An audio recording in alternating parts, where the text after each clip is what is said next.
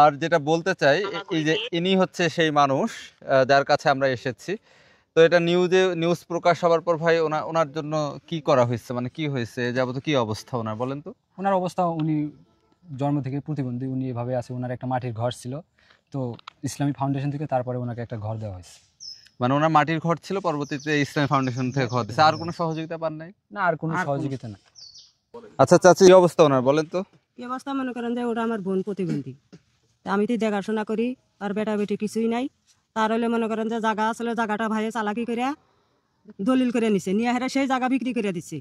বিক্রি করার পরে এরকম ঘর আইছিল, ঘর তুলতে দেয় না। পরে চেয়ারম্যানে যে সাথে থাকে একসাথে জায়গা দেওয়ার কথা কয়, এই যে এইভাবে ঘর করে দিচ্ছে। এবার ঘর করে দিচ্ছে না? হ্যাঁ।